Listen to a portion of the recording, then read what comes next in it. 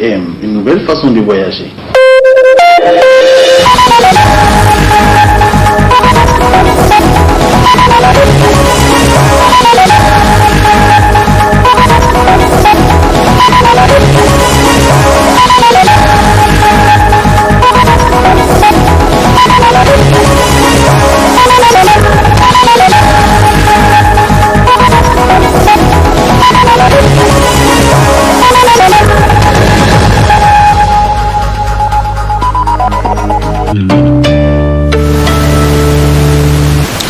Messieurs, dames, bonsoir et bienvenue à cette édition d'actualité consacrée à la rétroactualité de la semaine.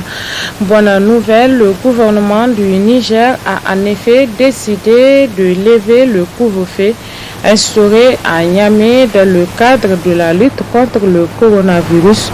Les lieux de culte aussi sont désormais accessibles aux citoyens, a annoncé le ministre porte-parole du gouvernement. Commentaire Ralia Sami. Le gouvernement, sur proposition des chefs religieux, après consultation du comité d'experts Covid-19 et au vu de la tendance favorable de l'évolution de la maladie à Covid-19, décide de la réouverture des lieux de culte à compter du mercredi 13 mai 2020 sur toute l'étendue du territoire national. Par ailleurs, le gouvernement décide de la levée du couvre-feu à Niamey à compter du 13 mai 2020.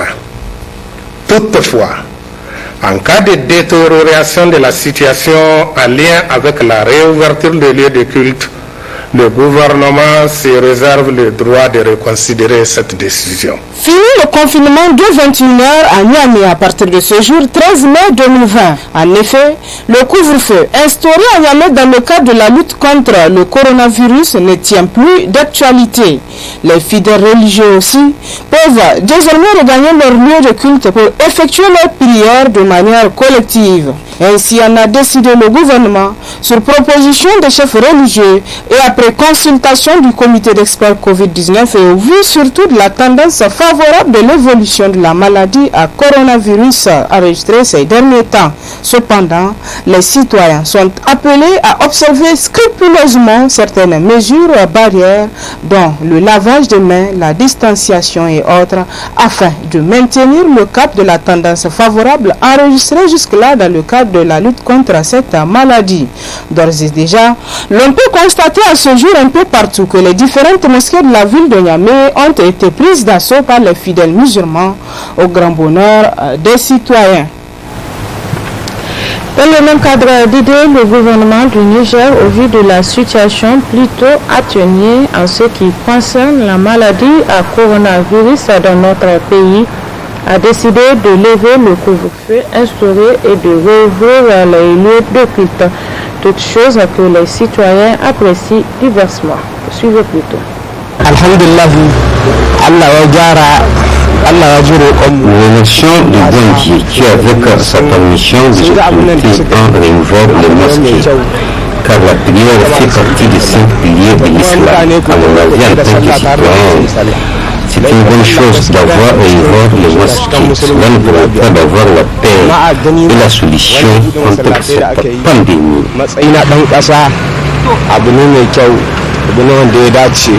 kuma zai kama da kwancin hankali zai kama da waraka daga wannan cuta da ake tunani mai suna coronavirus. Vraiment c'est une bonne chose qu'ils ont fait. En ce qui concerne la levée du couvre-feu et la réouverture des autorités, cette maladie est venue implorant-les pour que nous avons sa gratitude les citoyens en particulier pour qui Dieu nous apporte sa grâce. Je ne respecte pas les messieurs, car dans les mosquées personne ne porte de bavette. Si cette pandémie perdure, elle va aggraver la situation de plus.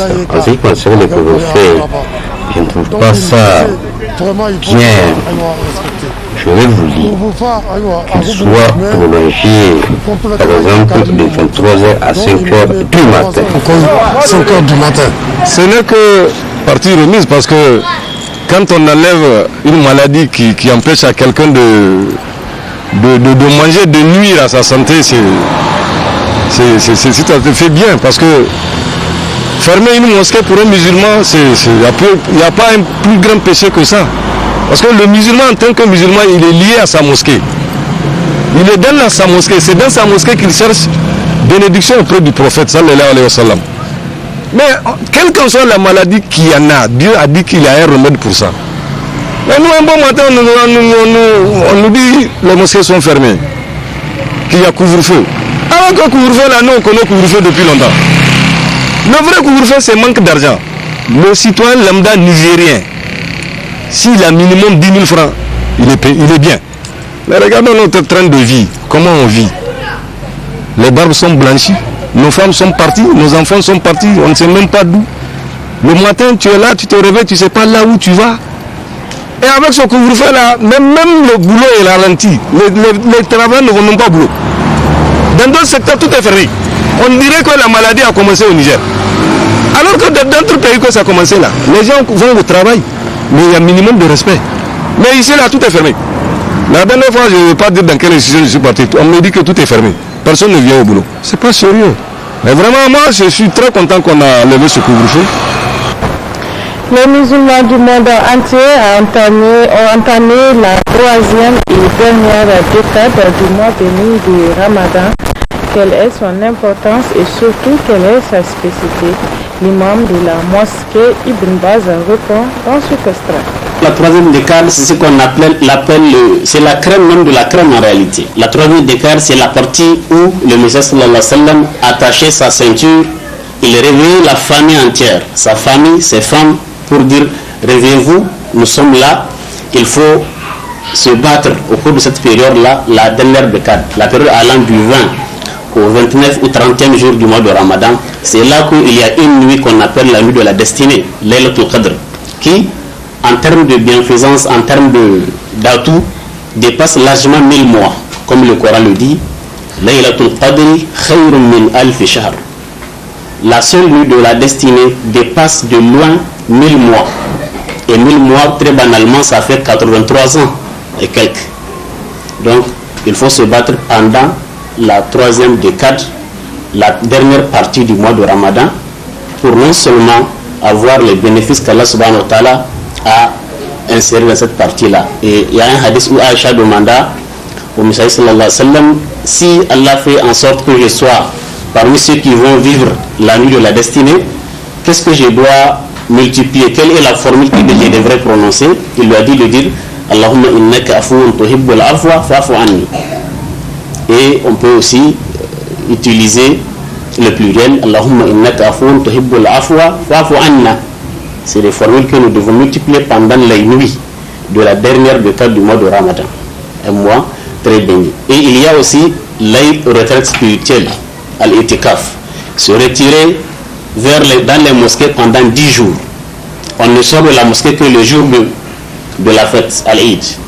Le Messie sallallahu alayhi wa sallam, quand il veut faire itikaf, il prie d'abord dans certaines versions Maghrib, dans certaines versions, il prie la prière du Fajr et il rentre dans la mosquée pour ne sortir que le jour de la fête. Le matin, le jour où les gens vont faire le Eid, ils vont sortir de la mosquée pour aller célébrer la prière de Eid. Il y a des règles quand on fait itikaf, c'est une retraite spirituelle, ce n'est pas un congé, ce n'est pas non plus une promenade. Il faut se concentrer sur le Coran, les prières, les invocations. Parce que les invocations pendant cette période, elles sont exaucées. Nous avons beaucoup de choses que nous voulons auprès d'Allah subhanahu wa ta'ala, non seulement sur terre, et même après notre mort. Nous allons donc profiter de ces moments pour prier, pour beaucoup prier, afin qu'Allah subhanahu wa ta'ala exauce nos vœux. Autre fait ayant marqué cette semaine, c'est l'opération de désinfection des différents lieux de culte par le président de la délégation spéciale de la ville de Niamey, Mokhtar Mahmoud. Reportage Amadou Haruna,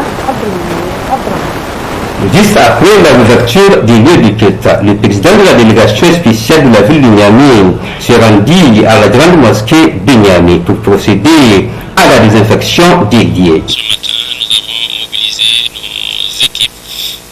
lancé cette opération de désinfection des mosquées de la ville de Niamey. Nous allons commencer par la grande mosquée, mais nous avons aussi organisé cette opération sous forme de 5 brigades dans les 5 arrondissements. Nous avons aussi d'autres petites mosquées dont les prières s'y tiennent, où il y a des regroupements humains importants. Pour cela, nous allons leur demander surtout de s'adresser au niveau des services d'hygiène des arrondissements et nous allons déployer nos équipes pour désinfecter ces lieux. Faut-il aussi veiller dans les mosquées au respect de certaines mesures? Quand on parle des musulmans, on parle des mesures préventives dans toutes les situations, donc que ce soit sur le plan de la santé, etc. etc. Les mesures qui ont été prises ou arrêtées par le gouvernement seront donc, si vous l'êtes respectées par tous les musulmans, parce que pour un musulman, se suicider, c'est une grave affaire. Donc c'est pourquoi il est temps pour le musulman aujourd'hui de bien vouloir respecter ces mesures dans les mosquées, à savoir donc laver les mains, porter les bavettes, mettre des espaces entre les individus, et cela va protéger ta vie et ça va protéger aussi ton prochain. La même opération a eu lieu à la grande cathédrale de Niamey. C'est une grande joie qui nous anime ce matin. Et d'ailleurs, depuis hier soir, quand nous avons appris la nouvelle de la réouverture des lieux de culte. Et ce matin, avec cette délégation qui a procédé donc au lancement de cette activité avec la désinfection de la cathédrale comme lieu de culte pour nous, chrétiens catholiques, notre joie est grande. Nous sommes très reconnaissants d'avoir ciblé ce lieu de culte pour donc cette opération de désinfection. Pour nous continuons donc dans la même logique comme depuis le départ, quand il y a eu donc la nouvelle de cette pandémie ici au Niger. Nous allons continuer de sensibiliser nos chrétiens, nos fidèles, pour que les mesures de distanciation soient réellement observées afin de minimiser toujours les risques, parce que nous sommes très conscients que la maladie n'est pas finie totalement. Alors donc nous allons continuer avec donc les autres mesures pour que justement tout se passe selon donc les normes édictées donc par les autorités sanitaires et les autorités donc de ce pays. Il faut préciser que cette opération de désinfection a été appuyée par le ministère de la Santé publique. Le repas de presse Tambara a débuté au cours de la semaine la 10e édition de la Moussabaka, organisée dans le strict respect des mesures barrières contre le coronavirus. Plus de précision avec Sherifat Suleiman Ibrahim Kantama. Voilà 2 ans de cela que le groupe de presse Tambara organise chaque mois de Ramadan le concours de lecture et de mémorisation du Saint-Coran Moussabaka pour les jeunes musulmans. Cette année 2020, malgré cette pandémie de Covid-19, le groupe de presse Tambara a tenu à organiser le dit concours. Mais dans quelles conditions? L'organisation de Moussabaka a pour objectif, premièrement, valoriser la lecture du Saint-Coran et encore promouvoir la lecture du Saint-Coran. Ensuite, on a d'autres objectifs comme la coopération dans la bienfaisance et l'entraide. Ensuite, on peut citer d'autres et encourager même la population à aimer le Coran et les jeunes à les encourager encore à aimer le Coran et à aimer les lecteurs du Coran. Donc, selon le contexte, il y a des mesures qui ont été prises par rapport à l'organisation de ce concours du Saint-Coran en ce moment de la pandémie Covid-19. Des mesures comme le port des bavettes pour les lecteurs et même les membres du jury. Encore avant même de rentrer, chaque chaque enfant, avant de rentrer, il doit laver ses mains avant de rentrer dans la salle. Et il y a des mesures qui sont prises encore, la distance d'un mètre qui est respectée dans la studio. L'appel qu'on doit lancer, c'est à la population d'aider ces jeunes lecteurs-là, comme la télé a aidé, a mis son temps pour donner le temps pour la lecture du Saint-Coran. Maintenant, il reste à la population de concourir à la bonne coopération comme le Coran nous insiste à faire. Ta'awanu alal birri wat taqwa, interagez-vous dans la bienfaisance et la piété. En dépit de quelques difficultés rencontrées, tout s'est bien déroulé pour cette première journée de la 10e édition de la Musabaka Tambara. Pour la bonne réussite de cette édition, les jeunes musulmans sont appelés à respecter les différentes mesures barrières contre le coronavirus. Commémoration le 13 mai dernier de la 29e édition de la Journée nationale de la femme nigérienne, compte tenu du contexte dans lequel intervient la journée cette année. En lieu et place des festivités habituelles, la journée a été mise à profit pour une campagne de sensibilisation sur le coronavirus. Compte rendu à Fambeki Kossi, Abdelmoumouni Abdraman. Le 13 mai de chaque année est dédié à toutes les femmes nigériennes. Cette édition 2020 est exceptionnelle. Le thème est la participation de la femme portant sur le quota. Cependant, compte tenu des enjeux sanitaires dus au coronavirus, le ministère en charge de la promotion de la femme et de la protection de l'enfant a décidé et souhaité consacrer cette journée pour mener une campagne de sensibilisation contre le Covid-19 en faveur des femmes. La fête de 13 mai, 29e édition, ne se fête pas comme à l'accoutumée. Nous nous limitons tout simplement à déclarer la guerre à cette pandémie, et la guerre que nous déclarons va dans le cadre de la sensibilisation d'abord des couches vulnérables et ensuite faire la distribution de masques et de savon. Donc nous sommes là composés de toutes les associations féminines derrière le ministère de la promotion de la femme pour aller en guerre contre cette pandémie. Nous avons choisi des sites, d'abord l'université de Niamey, où nous allons rencontrer des jeunes filles pour cette sensibilisation et cette distribution. Ensuite, nous serons au police secours, rencontrer des femmes vraiment démunies, des femmes vulnérables, qui peut-être ne sont même pas au courant de ce qui se passe.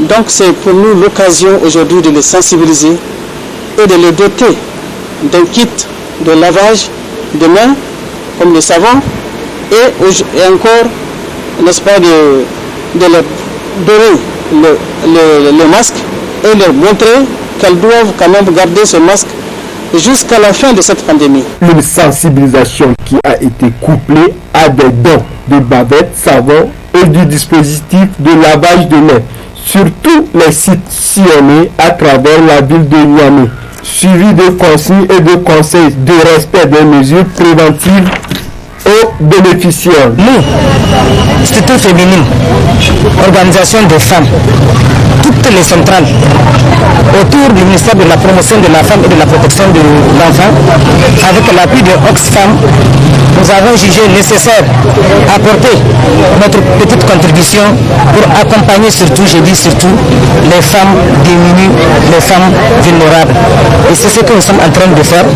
Vous avez vu, c'est une action très positive par rapport à cette journée. Nous avons ciblé des sites où nous sommes en train de distribuer des kits composés des seaux de lavage, du savon et des bavettes confectionnées avec le pain 13 mai. Joyeux que les réceptionnistes ont acquis avec émouvance et promis de faire bon usage. il faut que quelqu'un me dise à ma femme que va dire il faut me dire un baou on dit ben de un baou il faut que ça vous la quelqu'un dit ça garde ça il faut madame moi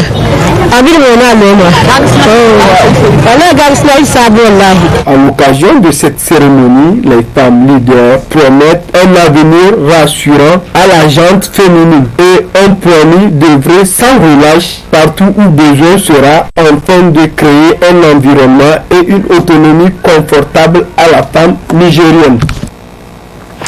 Direction Zander pour signaler que le centre régional de transfusion sanguine fait face à une pénurie de sang en cette période de grande chaleur. Le reportage de nos confrères de TV Gaskia depuis Zander. Le mois béni de Ramadan coïncide chaque année avec une pénurie de sang dans les stocks du Centre régional de transfusion sanguine CRTS de Zander, centre qui organise chaque année une vaste campagne de collecte de sang avant le mois pour réduire le gaffe, chose qui n'a pas été possible cette année. Nos équipes qui sortent pour faire une collecte dans les villages. Mais cette année, avec la situation de Corona, on n'a pas eu beaucoup de stock.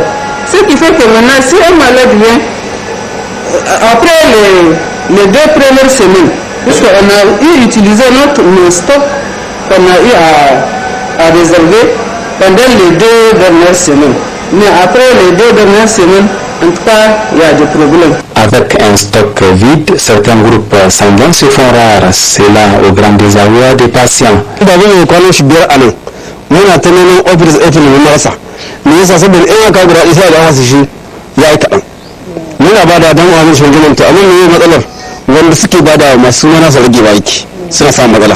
Les prélèvements directs ne sont plus possibles pendant les journées de jeûne. Quelle que soit l'urgence, le malade est obligé d'attendre la rupture, nous explique l'intérim du responsable du CRTS de Zander. Si un donneur vient avec un malade, s'il n'est pas capable de donner le sang avec le jeûne, il faut qu'on laisse ça jusqu'à après la rupture du jeûne.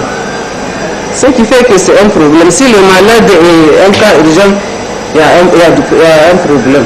En cette période de grande canicule, même les donneurs habituels hésitent à aller s'acquitter de leurs devoirs, d'où cet appel pressant. On n'a qu'à tout faire pour essayer de nous supporter, de nous aider et aider les malades, puisqu'on est dans une situation catastrophique, puisqu'il n'y a pas de sang. On n'a pas de sang, le sang pour échanger.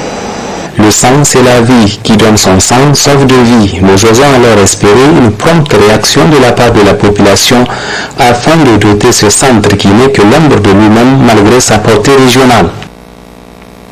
Et puis, en cette période de chaleur, les populations de certains quartiers de la ville de Niamey font face à un problème d'accès à l'eau potable.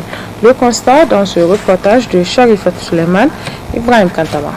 Au moment où le Niger fait face à cette pandémie du Covid-19, la population rencontre certaines difficultés liées à l'accès à l'eau potable, notamment dans certains quartiers comme celui de Talagui. Ici, trouver de l'eau pour ses besoins relève d'un parcours de combattante. Matsalar ruwa lalle akwai ta, amma wannan shaton da an kai ya rage mana matsala. Saboda da kai akwai matsala kwarai, amma yanzu ta yi dama. Saboda jama'a suna samun abin da sun ka ɗauka. Le problème d'eau se pose avec équité ici à Talagui. Mais grâce à ce château d'eau, il y a du mieux. Beaucoup de gens viennent. Chaque matin, à cause de la pénurie d'eau, les femmes se disputent. Oui, il y a 10 châteaux à Talagui. Mais les est disponible de 3 heures du matin à 5 heures et ça s'arrête. Sai na ba su magana ko hakuri sannu sannu kowa samu shi kai sai da samu in dan shirye shi su ko samu abin yayi dama yanzu ka ga dai sauran kadan kamar wajen su goma suke kuraji goma na nan cikin tallashi ruwa kare uku za a samu su ga famfo kare uku ya an same su na cikin gida na gaira cikin gida kaji mu ma cikin gidan akwai famfo amma da bakin kare uku ya kawo ruwa ana asalatu ya tsaya.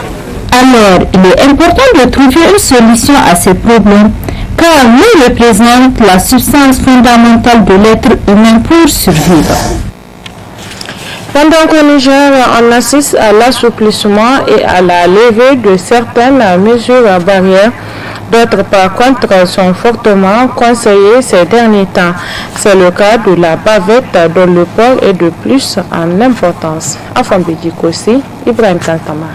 Dans ce contexte tout particulier de crise sanitaire provoquée par le coronavirus sans précédent, le respect des mesures barrières s'avère impératif, notamment l'utilisation de masques ou bavettes d'hygiène.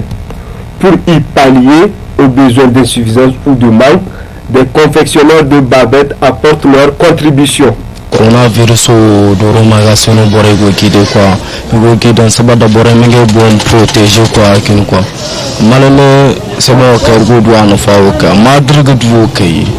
Nous remercions Dieu à travers notre métier, nous apportons d'une manière ou d'une autre notre contribution de lutte contre le coronavirus. Car ces bavettes que nous concevons ont une certaine garantie de durée de vie et sont aussi lavables. Que les autorités nous soutiennent pour que nous puissions produire au maximum une quantité suffisante pour la population du Niger, surtout en tenant compte de notre contexte socio-culturel et économique.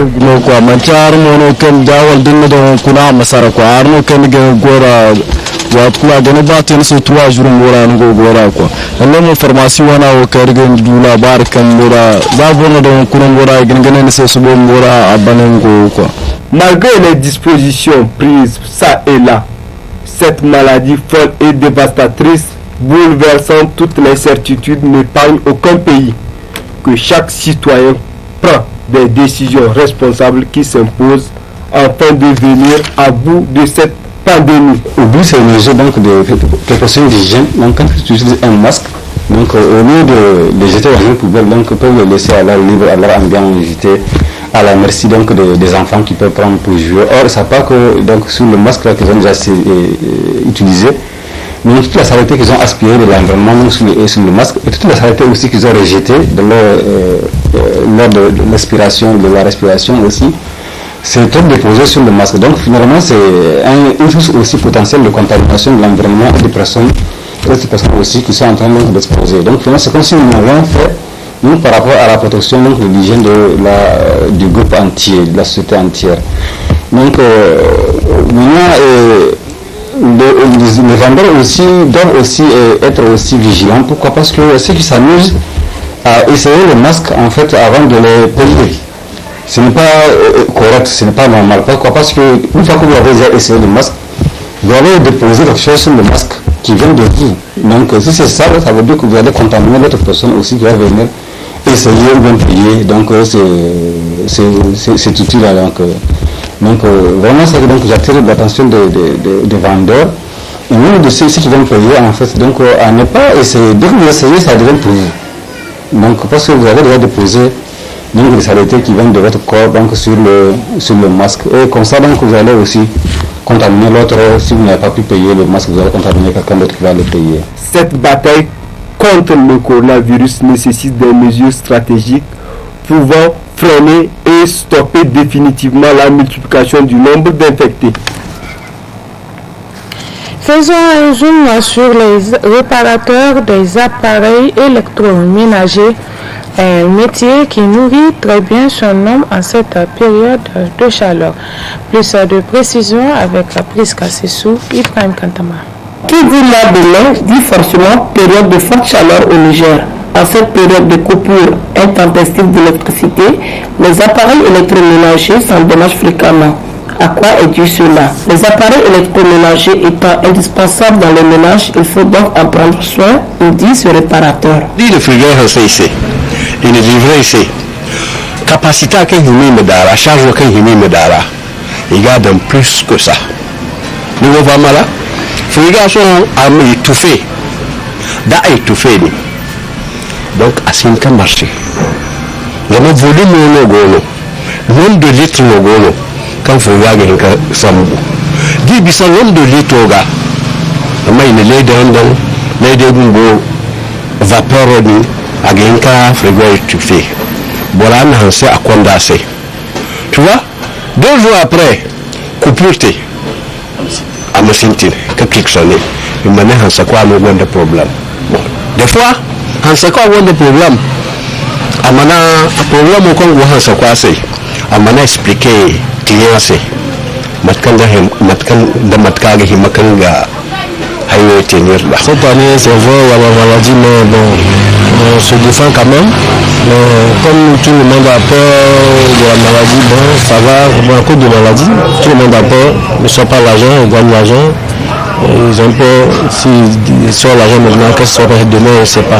On arrange les climatiseurs, les frigos, tout ça, les foires qui demandent des foires, les électroménagers, on arrange. Des fois, ils disent que c'est trop, le prix est trop. Comme la famille, les frontières, maintenant tout est cher, les matériaux sont chers, on ne comprend pas, on dit bon, on se va avec. Pour les réparateurs des appareils électroménagers, c'est l'occasion de se frotter les mains car ils arrivent à tirer leur épingle du jeu malgré l'apparition de la pandémie de Covid-19 qui sévit et qui a créé un frein à l'exercice de leur métier. Alhamdulillah.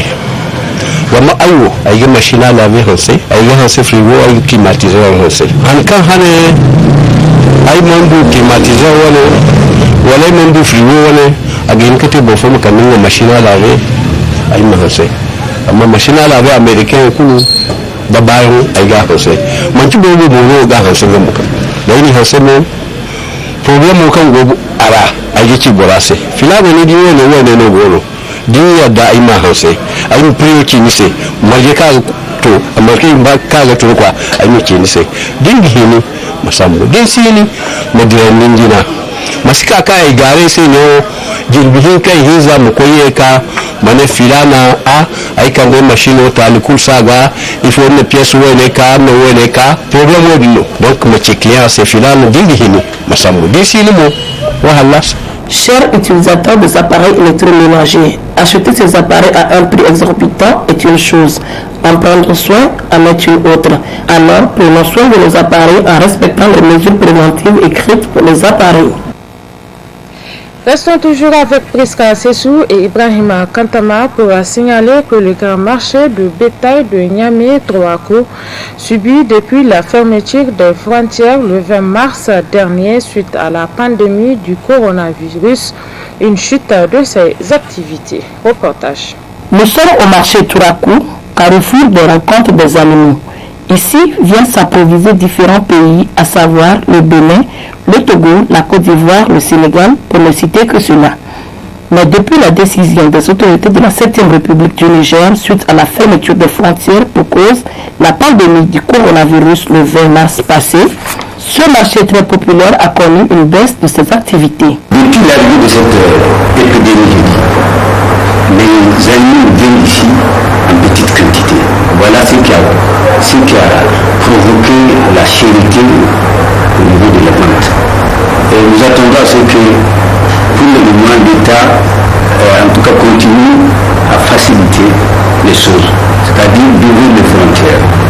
Parce que c'est le commerce de bétail joue un rôle très important dans l'économie du pays. Selon le secrétaire général du marché de Troako, c'est un ouf de soulagement que vient de connaître la population nigérienne suite aux dernières décisions des autorités relativement à la réouverture des lieux de culte et la levée du couvre-feu, en espérant que très bientôt les frontières seront ouvertes afin que reprennent leur activité.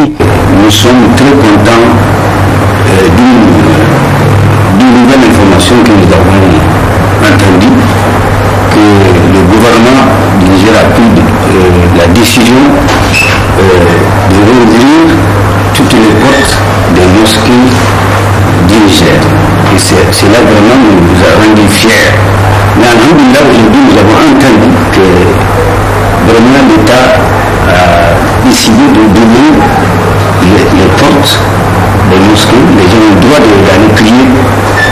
Bon, mais d'utiliser les bavettes, d'apporter aussi leur tapis de prière. En cette période de pandémie de Covid-19, il est impératif que toutes les confessions multiplient leurs prières afin que Dieu nous préserve de cette maladie. Et c'est la fin de cette rétroactualité sur Tambra Télévision. Merci à vous de l'avoir suivi. Au nom de toute l'équipe technique et rédactionnelle qui m'a aidé à vous la présenter, je vous souhaite de passer une excellente soirée, bonne rupture de jeûne et aussi bon début de semaine. Au revoir. Ce journal vous a été offert par STM Ténéré Transport Voyageurs. STM, une nouvelle façon de voyager.